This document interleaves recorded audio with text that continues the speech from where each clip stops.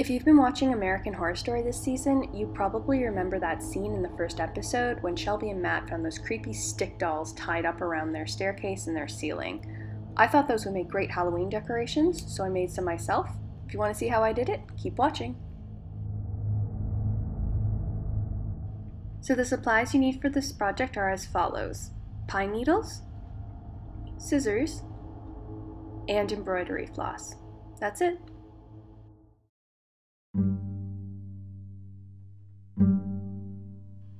Now, you could use sticks to make this project, but since I had an abundance of pine needles in the backyard, I thought I'd use those. Since this project is just inspired by American Horror Story, obviously if you feel that sticks would be more authentic, you can definitely use those. It's really up to you. So I just gathered up a big handful of them and waited for them to dry out a bit.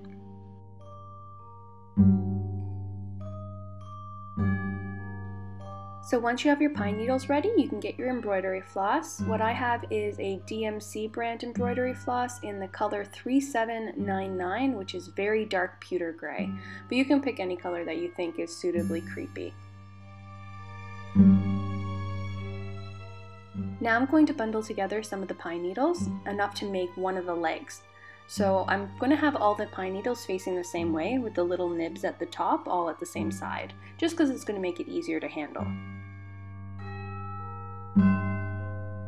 So you should have a bundle about this size. Now you're going to tie a knot at the top of the bundle with your embroidery floss.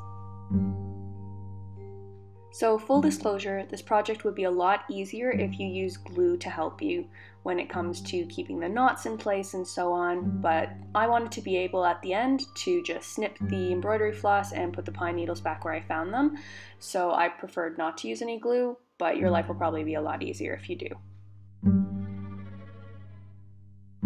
So just knot it a few times to make sure it's really tight and secure. You don't want it slipping off.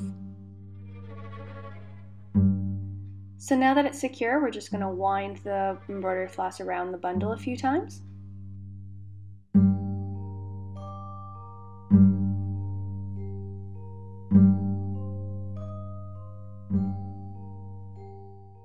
So once you're finished winding, just wind it a few more times around the bottom and then you're going to knot it.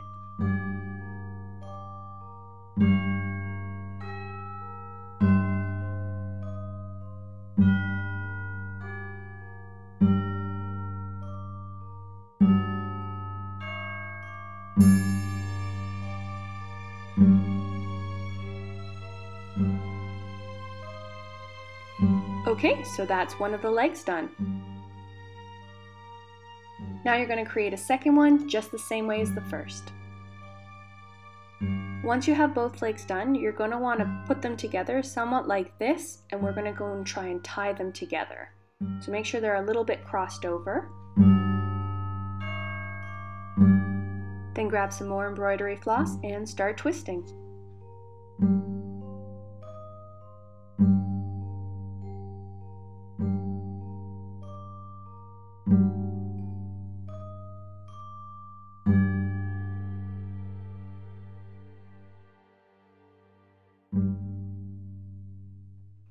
Once it feels secure, just tie a knot and trim the ends off.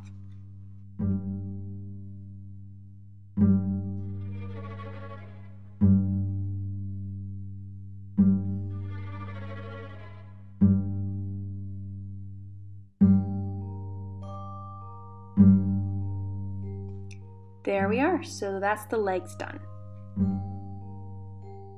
So you're going to make a third bundle just like the previous two, but this is going to be for the arms. Once it's done, you're just going to position it like so sitting over top of the legs, and then you're going to grab some more embroidery floss, and we're going to attach it just like we did the legs to each other.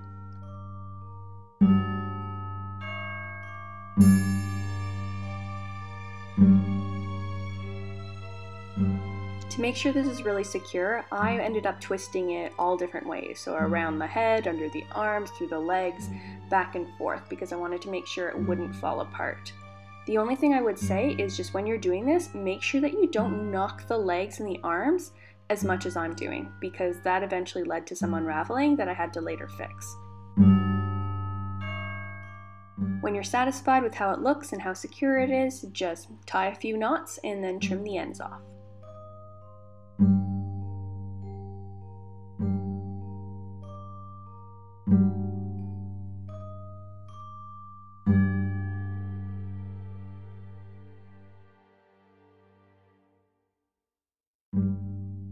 Okay, so that's the arms and legs done now.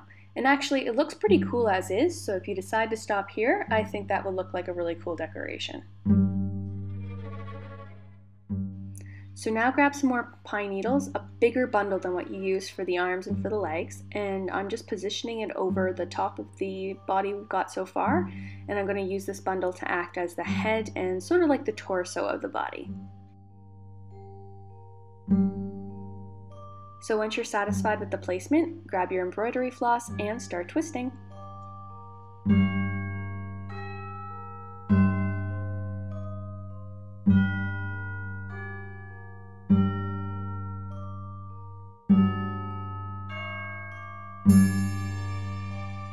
Throughout the twisting process, I also tied a few knots just to make sure everything stayed together really well.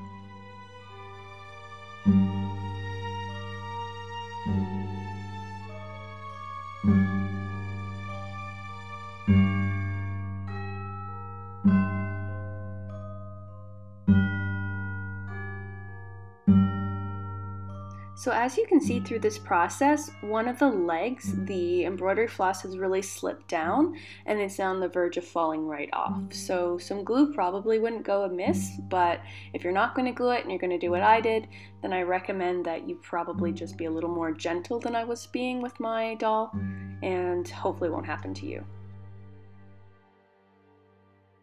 So once you're done, tie a few extra knots and then trim the ends off. So I'm just going to unwind the leg that was falling off here, and actually I figured at this point I might as well just reattach with the extra pine needles on the bottom. So I'm just twisting around, much like we did the leg in the first place, and then tying off, and then doing the exact same thing to the other leg.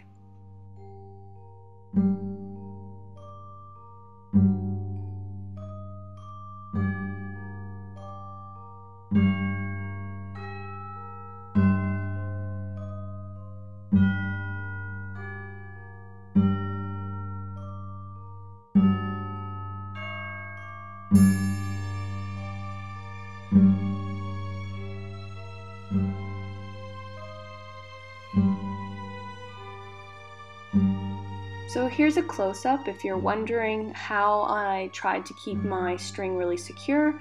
What I did is I split the embroidery floss, because it's usually in 6 strands. I split it down the middle and then I twisted it around the side, and then I tied knots on either side. So I would go back and forth. And that generally holds up really well if you keep the knots too close to the end of the pine needles, because it starts to get more narrow as certain pine needles are longer than others. It's more likely to slip off. So I find that if you do it higher up and use this kind of technique that I'm doing, although it's really out of focus, so I hope you can see, it should be pretty secure without any glue, but then again, everything's going to be more secure with the glue. So it's really up to you. Okay, so now I'm giving our little guy a haircut, and I'm cutting the little nibs off the top of the pine needles, mainly for aesthetic purposes, but also to try and shape a more head-like shape out of the top. So I'm just kind of rounding the edges a bit.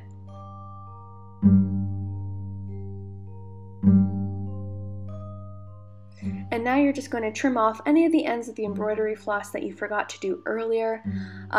Make sure that you leave yourself a little leeway in case they unravel and you do need to knot them again.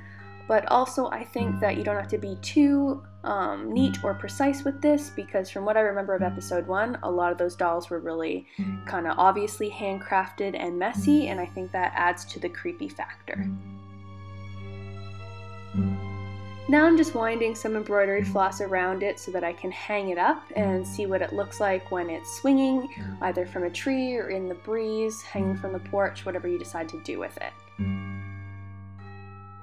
Okay, now here's my second attempt at a doll, and this one is a little more fiddly, but in the end is actually going to create something that looks a little smoother and a little neater.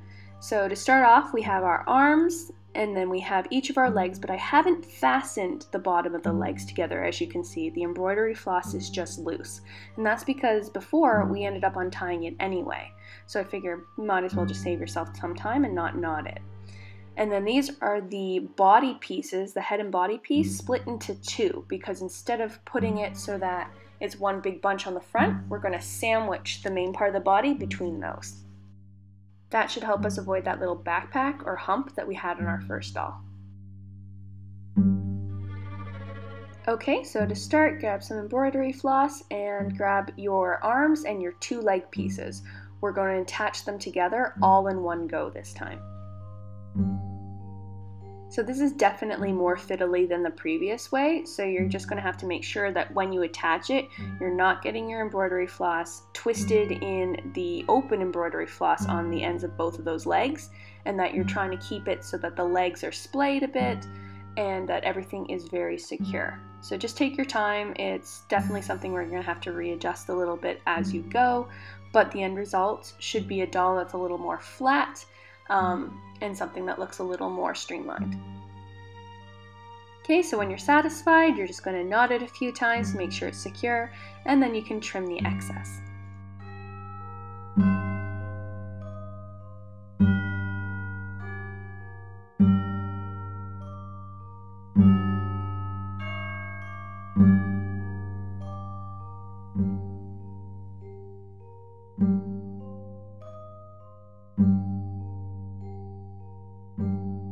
Now you're going to grab your two remaining bundles. Place one of them in front of the main part of the body and then one of them behind.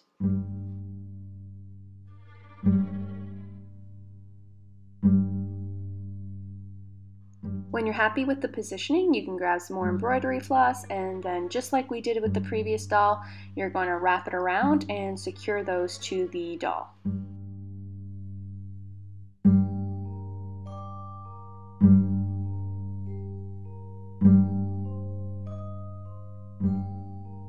And I know I've said this about 1,000,000 times now, but when you're happy with everything, make sure that you tie a couple knots so that it's really secure, and then trim off the excess. Now I'm just untying those loose knots that I had at the top of either of those bundles. I had them in knots just because it made them a little easier to work with, but now that we don't need them anymore, I'm just untying them and slipping them off gently.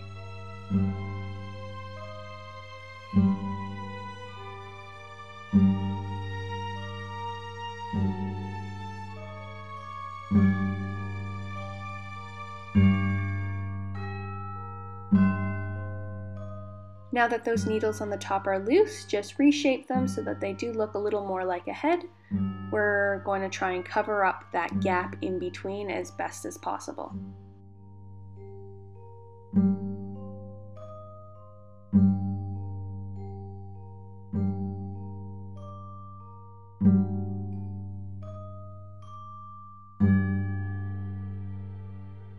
Now we're going to sort out the legs. Separate the needles in the bottom into two clear legs that are about equal size, and make sure that the embroidery floss is not tangled up anywhere.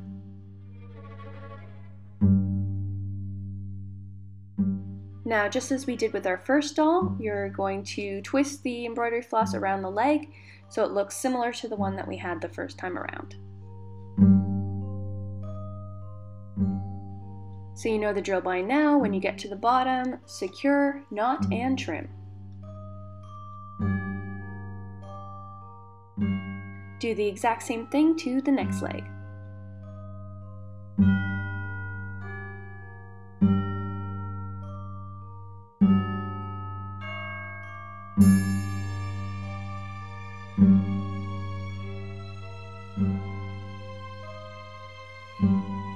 Alright, so he's almost done. Now I wanted the legs to be a little more equal in length, so I just trimmed one of them so it looked a little closer to the same size as the other one. But that again is completely optional. And when it comes to the head, I'm doing again exactly what we did with the last doll, is just trim off the tops of the pine needles and make it look a little more like a head shape.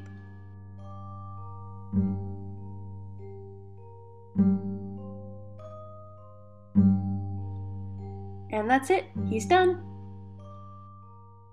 So those are our 2 finished dolls. As you can see when I flip it around, the first one has a little bit of that hunchback going on. It's just a little more obvious how we tied and put it together. And the second one doesn't. It's a little more streamlined. The only thing is the gap in the head when I flip it here that you can see where we've tied a bit, but otherwise it's a lot more streamlined.